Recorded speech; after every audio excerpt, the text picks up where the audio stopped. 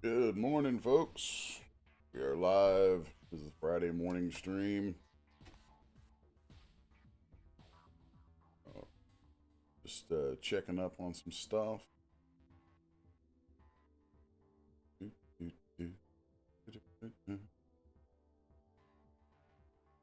Right. Yep.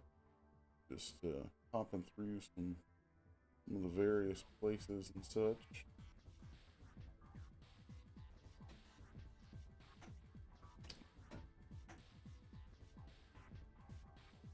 Folks over in Discord, good morning to you. I'm going to turn on Discord, so if anybody's over there and wants to chitty chat, your voice shall be on the stream. So,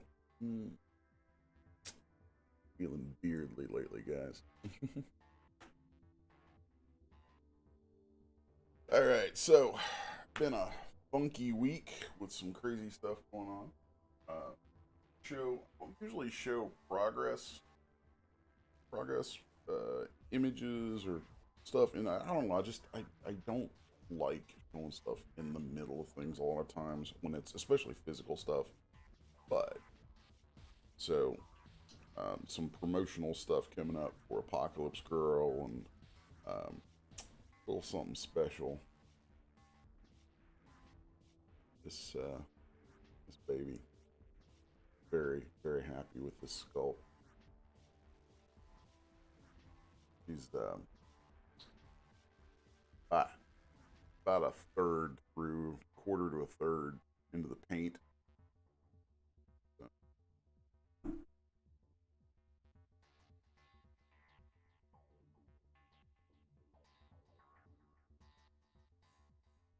super pleased. There, two of these ran off.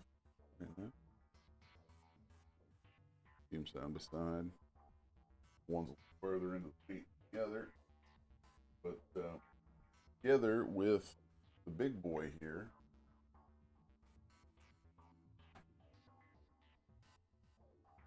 together with the big boy here, his paint is about half done. Got a lot of dry brushing left. Dry brushing mostly highlights and little details, but you put these together, lined up on camera quite right. Generally, put these together, and what you get is this. So,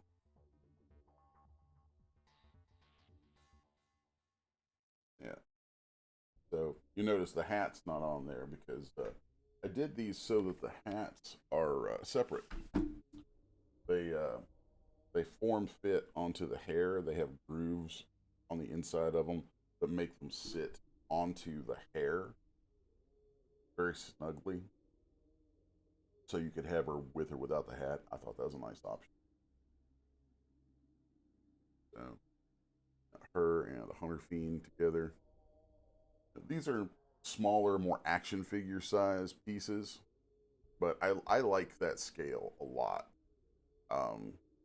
Because I have some action figures and things like that, and I like the display of this stuff at that size.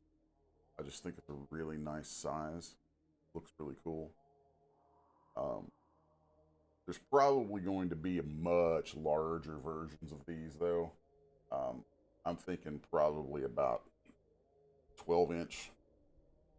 I think a 12-inch of this will just be totally badass. But that's my girl. This character, it's funny. God only knows what other books and things I have in my future, but this character means the world to me because, it's my first creator-owned book out there, and this is she is the she's the lead. She is the main deal. So very much love this character, and so happy to have this sculpt that I can hold in my hand, have right here next to me on my desk. That's cool. these will be finished and available. Planning on running a batch of these actually. So we'll have Hunter Fiends and Anna. You know, for those who haven't read the book, the character is not called Apocalypse Girl. The book is called Apocalypse Girl. The character's name is Anna. I sometimes I wish I had named the book something other than Apocalypse Girl because everybody's like, "Oh, the Apocalypse Girl." I'm like, no, no, no, no, no, no. But whatever. Yeah. Oh. So, anywho, oh hey, Roman's there. Roman, dude. Yeah. Your book should be to you soon, man. I don't know about shipping to for those who don't know, Roman Pitroff, guy's been following Apocalypse Girl stuff for quite a while. He I believe he's in Thailand. Um, but yeah, the if you're willing to pay the shipping on her, dude, I will absolutely get you hooked up with these. Yeah, Apocalypse Girl and the Hunter Fiend, and they make a set. If you look, the bases actually kind of connect together. Um, I may make some slight changes to that to the way that works before I run them again, because it's not quite as snug as I would like. But you know, these are prototypes. Let's see. Mm-mm-mm.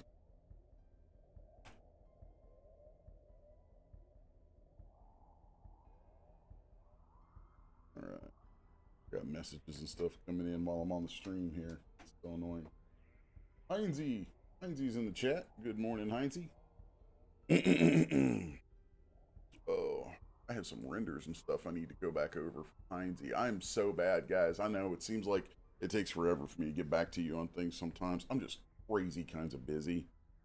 Um, yeah, it's just really it's good because there's a lot going on, but it's bad because you know just it makes stuff fall through the cracks real easily. So I tell people all the time, I'm like, stay on me, hound me. Do not be, you know, don't be bashful about poking at me about stuff because there's a high likelihood by the end of the day I have forgotten something that I probably said at 9 a.m.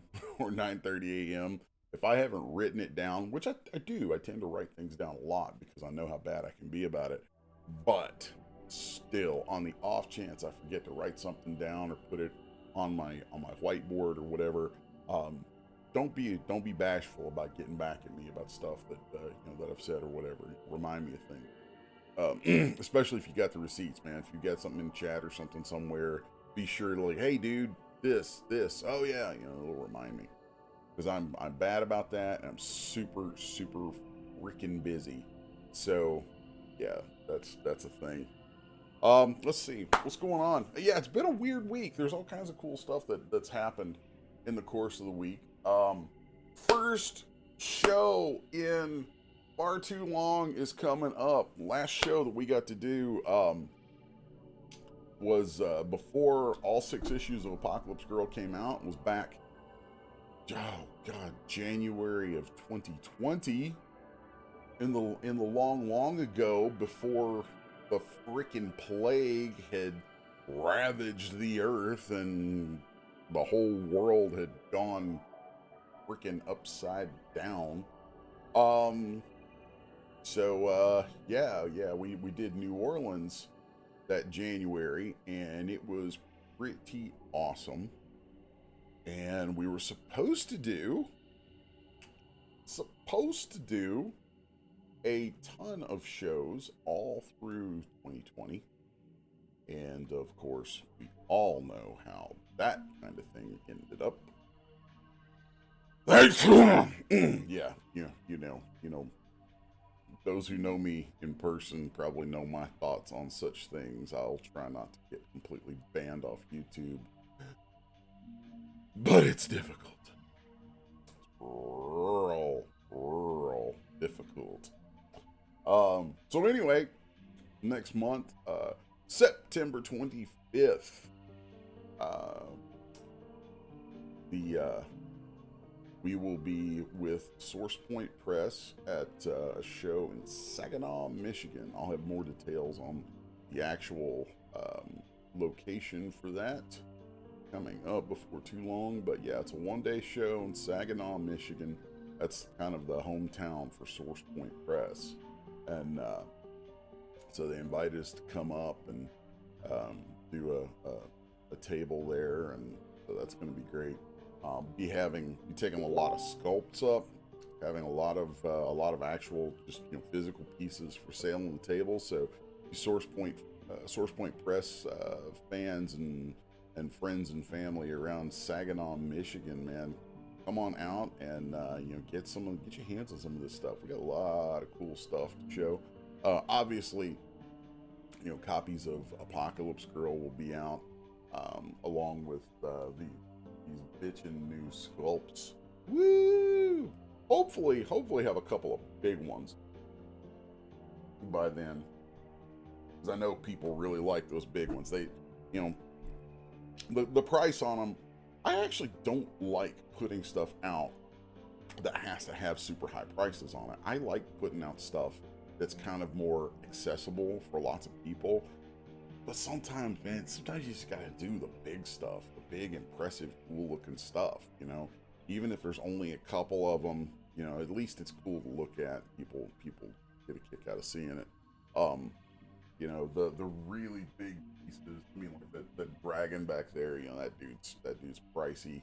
A 12-inch Anna, she's gonna be a little pricey. They're hard to run, they're hard to pull, they're very difficult things to do. But God, they're so worth it. It's so worth it. Hopefully some things are in the works over the next year where we'll be moving up to some bigger and bigger printers and be able to do larger scale stuff much faster, much easier. Frozen Company, P-H-R-O-Z-E-N, if you guys are listening, please, I want my 8K. I want my 8K printer. The big Frozen, these things are awesome. So, anywho, I'm kind of just rambling a little bit, but, So, let's see, what else is going on? Oh, yeah, New York Comic Con.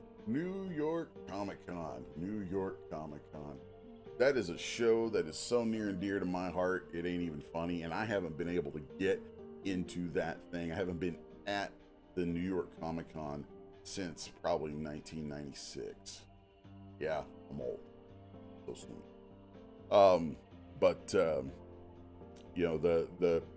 The place that started my career, there's a couple of places I point to sometimes when I'm talking, that I'll say are sort of, the starting points of my career.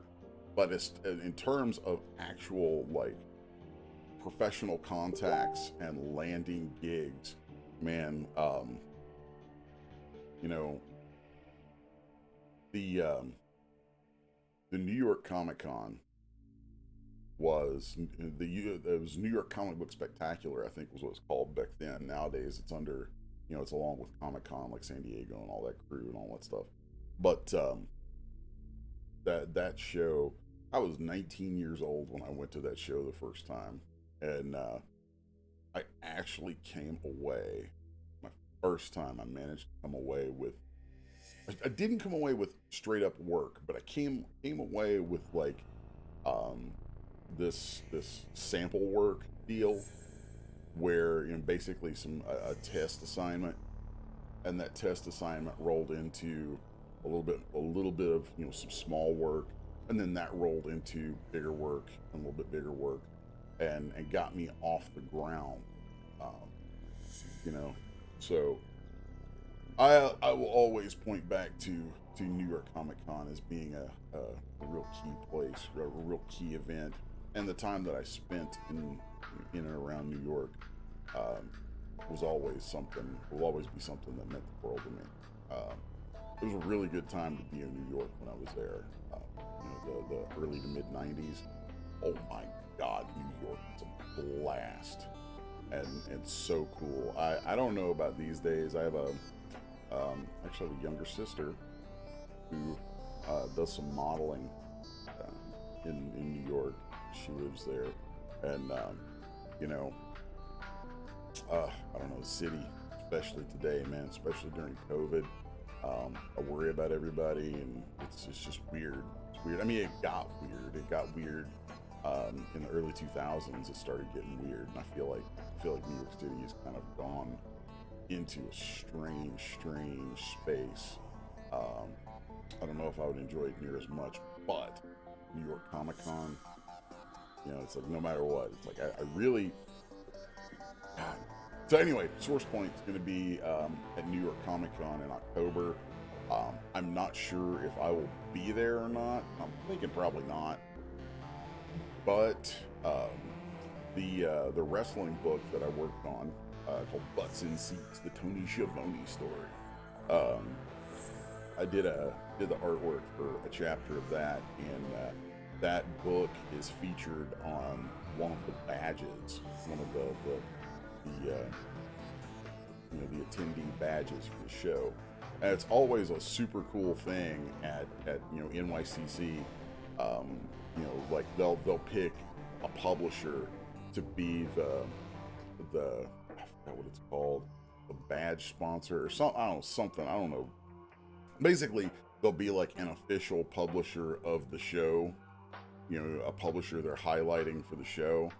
And in the past, it's been all kinds of just, you know, huge people, huge publishers, or you know, kind of on the, it's just weird. So it's awesome to see my boys at Source Point. You know, the folks at Source Point are really rising fast, and you know, they're getting this great spot at New York Comic Con. You know, they've got so much cool stuff going on, and funny, and yeah, I'm super stoked part of that stuff. So yeah, that was pretty neat. That's pretty neat knowing that there's a book I worked on that's going to be featured on badges at New York Comic Con. So anywho, what else is going on? Oh, let's see, some slow grind stuff. You know, different. A handful of different deals we're working on, with things that are all kind of inching their way forward. Got some new products in the works. You know, on tap to go to Daz. Anything else major happening to talk about? Let's see. Can't think of much at the moment. Oh yeah. Well. Pardon me. Whew. That is yeah, it's funny. I think I listed today. This is so bad. I posted about today and said it was a Friday stream, but it's not Friday. It's Thursday. Oh man, see, that's how turned around I am sometimes, man. Yeah, I'm gonna get poked at about that all day today. So it just means I'm early. I'm just that early. That ahead of the game. I'm so ahead of the game. I think today's Friday. It's actually Thursday. Let's see.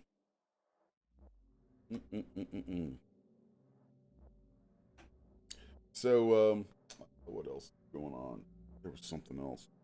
It was just, oh, it was just on the tip of my tongue. Oh yeah. So, new stores are out, and I want to bring those up for a second so you guys can see what's been going on.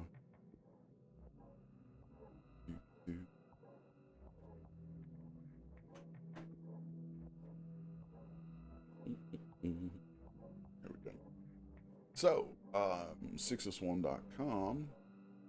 If you head there, obviously, you know, I'm always pushing this, man. Go there. Go to Sixus1.com. The landing page will let you sign up for the newsletter.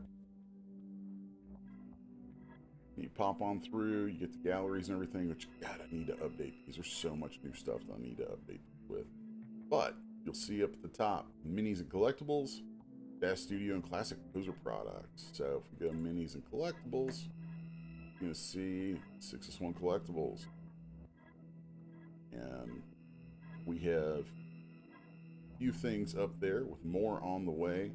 The latest thing added was the Bugbears 5-piece squad. So, and anything that is up here that you can order a print of eventually is also going to have STLs available of. So that's just a little FYI there. Probably the biggest thing we've been working on lately is this bad boy. Okay, so this is our Daz Studio and classic poser stuff at Sixus1store.com. We're going to be popping up some other things into the store. So it's got a few little tweaky things going on. We're still, this thing is still spanking new, but there's a lot of cool stuff up here, especially for you poser users. We have a huge back catalog of stuff that was for poser through the years, and we're planning on migrating a lot of that stuff over to Daz Studio once we have the store fully rolled out. So the Daz Studio users, do not fret. The cool stuff is coming your way soon enough. Lots of great pieces in here. Some of my favorite stuff that we've done through the years was this series called The Enchanted Forest, the Milwaukee no Mori. This was a great little guy right here. So yeah, this guy was fun. A lot of fun.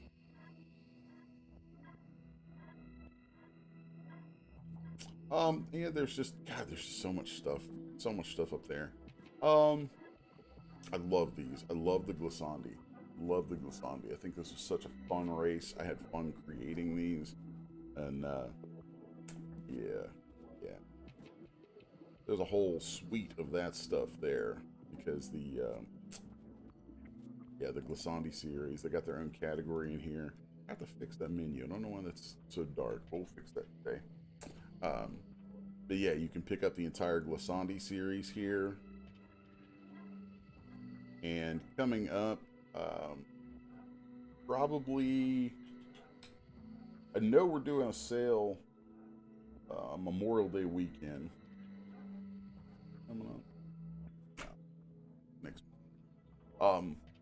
But anyway, I'm gonna start dropping some product codes and things on the streams.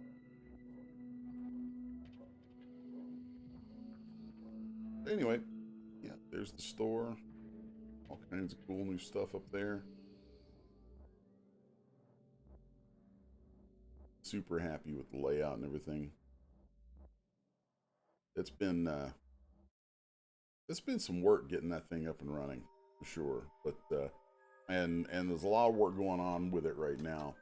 So Killian is oh wow, man, this thing bombs every time I do that. Yeah, weird. Well, so anyway, yeah, Killian is hard at work helping out with consolidating the store and everything, getting all the materials and stuff together for migrating things and bringing all of our products together into one place. Some things will still remain exclusive in certain places. Mostly the stuff that's at the Daz store will stay there and remain exclusive there. They require that. But yeah, we've got 270 plus products on their way into our store. A couple of different folks that we've worked with in the past who we're probably going to drop some new stuff with them in the store. Yeah, there's a lot going on here, a lot of work, but you know, time's come.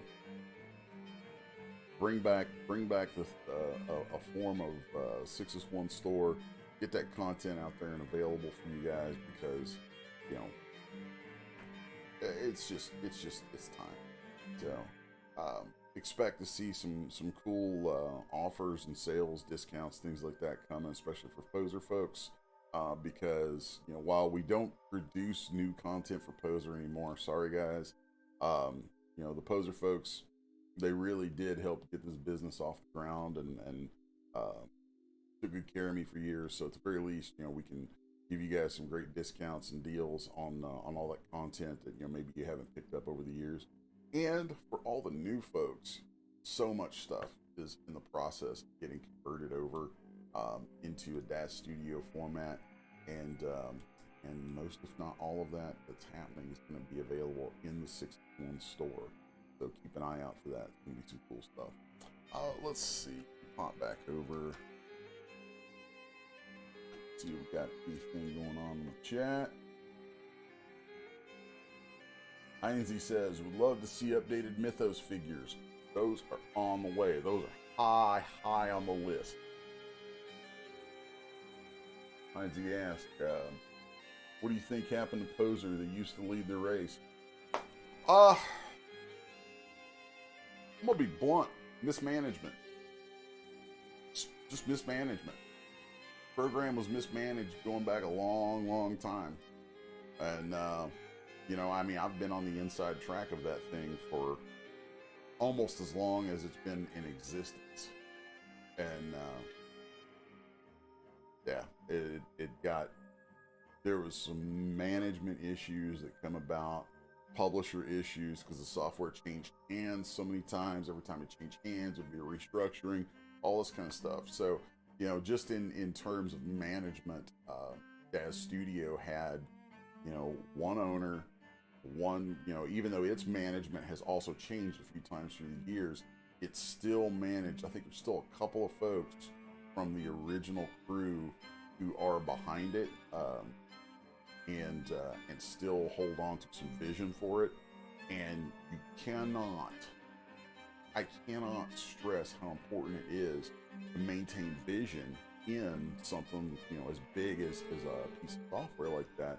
You're trying to make it solid over time. It's just nuts, And Poser suffered from that. Sometimes there'd be too many cooks in the kitchen. Sometimes there'd be a company behind it that just sees one aspect of it that they can use for the moment, and they would kind of poach something out of that, or make use of that for a while, and then they just use it up and toss it aside. Poser was I think treated really badly by most of the companies that ever owned it. Probably the best one, no, hands down, the best ownership for Poser was eFrontier USA. Absolutely, eFrontier was rock solid. I loved that company. I loved working with them. Hiroshi Sato, the president from Japan, I got to hang out with and meet a few times, and talk with. He was so cool to work with. Saw so much potential for the program and everything, but I think there were some hiccups in the American management end that didn't jibe well with what the ownership in Japan wanted, and thus they eventually let it go. And that's the way things go. Smith Micro got it, and they did what they did with it. That was horrible. Of course, now it's with Renderosity, and we'll all kind of see where that leads in the future. But, it is what it is. But Daz Studio, Daz embraced new technology. They saw what could come out of the content market that the hobby around Poser had built, and they geared themselves towards being able to cater to that market and build a strong business base behind that market while still being very forward with technology and advancing, on the technical side of the art. Daz Studio is a powerful program. Um, that thing has stuff under the hood that is, it's nuts, and it impresses me all the time. And I was a late adopter of a Daz Studio, man. I came along to Daz Studio years into its existence because, the early versions of it were, they were weak. They were just weak. And Poser was much stronger. But in time, and I think the real breaking point was when they adopted iRay. They managed to get with NVIDIA and pulled iRay together into Daz Studio. And all of a sudden, you had top shelf rendering capability in a hobbyist targeted app, you know? I always hate to say the hobbyist thing because I'm not trying to downgrade people who are using it. A lot of people, there's nothing wrong with that. Nothing wrong with folks who do it for fun, making art and things with it for fun. And it's a hobby for them, just like people with miniatures and things like that, Dungeons and Dragons. These all of these things, these are hobby for most people who do them. But Daz started bringing things that were pretty high end to the hobbyists, putting that stuff powerful. They started putting power in the hands of people that, I have to give them credit for. Have to give credit for. And Poser's adoption, Poser's answer to iRay was to adopt cycles out of Blender. Well, yeah, that was cheap. It was cheap. They didn't. That didn't require forming a relationship with, say, NVIDIA or AMD, to actually tap the GPU rendering in a way that was going to be easy for the users. Cycles is the renderer out of Blender. It's open source, it's free to use. It's very good if you can figure it out. But the learning curve is just exhausting. And hobbyists don't want that. So, hobbyists need it to be as easy as possible. And Daz Studio managed to take iRay, which is also, if you get into the guts of iRay and the broader iRay platform from NVIDIA, that thing is intense. It is deep and wide, and it is full of crazy stuff that it can do. iRay is comparable to, like the Arnold render engine, or, even though I think it's defunct now, Mental Ray. I used to love Mental Ray. iRay is a full, RenderMan compliant engine. But Daz managed to package it together in a way that makes it really, really easy to use. You can't underestimate that. You can't undervalue that. Whereas Poser may hiccup pretty hard, and now is stuck with cycles that is, it's capable of doing great stuff. You can do same stuff with cycles you can do in iRay, but boy, is it more difficult. Wildly more difficult. So, and I would have highly advised going a different route, if I had been involved in the conversation with Poser when that was going on, because, it's like part of what people talk about Blender. Yeah, Blender has a huge user base, but Blender is hard to use. The learning curve is steep for just about every damn program. So you're going to take a hobbyist piece of software, or a piece of software that, while it could do high-end stuff, is geared towards hobbies, because Poser could do the same thing too. I've used Poser in weird ways on game production before.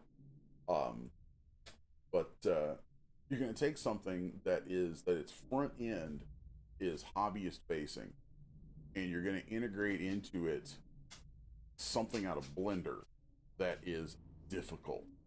That's a bad call. It was a bad call the moment it was made.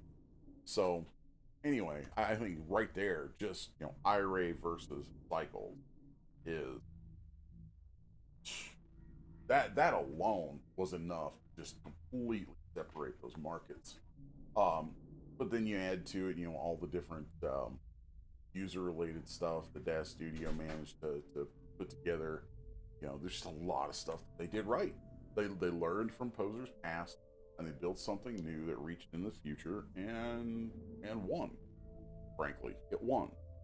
And it won for good reason. It's not an undeserving win. So, yeah, that's the kind of my take on that. I know there's probably some old Poser folks and some people who are, you know, Poser diehards still. I know some folks in the business end of all this who, you know, there's some folks in the business end of this who have actually gotten so they really treat me like garbage because I hold the opinions I hold about that stuff. But it's like, whatever, guys. You know, I mean, I've been in this 20-some years, so what do you got? You're gonna hit me with, okay? And quit it. Heinze says, the first time I saw iRay rendering, it made me get back into 3D. This kind of reminds him of Valiant Comics story. Yeah, yeah. Roman says there was reality. It was quite good. Yeah, the reality render engine was great. You know, for a while, you could use Octane for Poser. You could use reality for Poser, but both had these price points that were prohibitive to hobbyists. Both were kind of clumsy to use. And then Daz comes along with iRay that's just right there. It's like, hey, this is how you render now. Poof. Good. It's like, they made it easy. It's just that simple. Take something difficult and make it easy. Make it so that a lot of people can do it. And there you go. It's a license to print money. That's just the fact of it. And I don't think I think that along the way, part of the problem with Posers along the way, there were some people who had these great technical ideas behind the scenes. And they lost sight, I think, of the user experience. And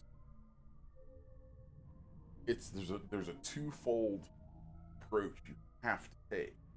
Is where, you know, if your users are not high-end users, then you need to be aware of that. And the software needs to operate that way on the front end so that everything is as possible. Meanwhile, you have to stay on top of the high-end stuff that you want to integrate so that you keep advancing the program. Those two things have to move forward together, or you're going to end up weighted one way or another. If it's too, you know, if you have all your focus is on the users, then you don't advance the tech at all. And the user experience may be great, but something's going to come along that has better features that's going to boot you. If you're only focused on the tech, and at that only focused on certain parts of the tech and not the broader picture of what it is as a package, and you forget the users, well, then you lose your customer. Just lose your customer base, and you need your customer base. You have to have a balanced approach to those things. And, you know, I don't think anyone in software ever gets it 100% right, but you can definitely see who's dialed in the best balance of those things. You know, and it's a dance. They're always having to balance those. But I feel like Poser really got weighted heavily towards certain aspects of the back end of it. Also, Poser's underlying architecture is ancient, and in the ways that they went about trying to update it and modernize it, they tried to modernize it while keeping all of the old stuff in a certain way that, like, this is not the way to go. It's just not. There's so many things there. Oh my God, so many things there. So yeah, you know, it's like if you don't have that balance, then Robin says Kitsune Mail was his first thing from Sixus1. Dude, I love the Kitsunes. Those were so great. Heinze says, wasn't reality at the Daz store? I think it still is. I think you can still buy it from Daz. I think that that you can buy it from Daz, use it for Daz Studio or Poser. Um, yeah, that stuff is all still around. It's just, it's like Daz Studio. That's the thing, is like, with Daz Studio having Iray in it, it kind of stomped. It stomped the other render engines. It stomped Poser, and for good reason. It was solid. It was just rock solid. They did the right thing. So, you know, I hats off to the winner. I mean, that's how it is. So that's not it's not a slam on anybody. It's just how it is. So anyway, yeah. So guys, it's been kind of fun to hang out for a minute and kind of talk some history of the business and all that with you guys. It's always kind of neat. I think I'm gonna bring this one to a close, y'all. Just wanted to pop on for a quick stream this morning and give you guys some updates, show you some stuff, and kind of say, hey, I'm gonna hop off. But as always, remember Sixus1.com. Sign up for the newsletter. Then there's Sixus1 Collectibles for minis, physical stuff, great pieces like these. Which most of this stuff is not in the store yet, but we're working on that. And of course, Sixus1Store.com is where all of the back catalog is getting migrated there. There's about 35, 36 pieces there so far. And of course, all of that can be reached through Sixus1.com. So,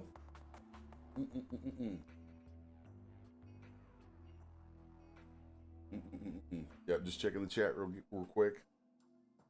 Anyway, remember, like, share, subscribe, ring the little bells, all that groovy stuff. Sixus1 on Facebook. Pretty much just plug the word SIXUS1 into anywhere and you will find it. Or just put my name, Les Garner. So, till tomorrow, you guys be good. Enjoy yourselves. I'm out.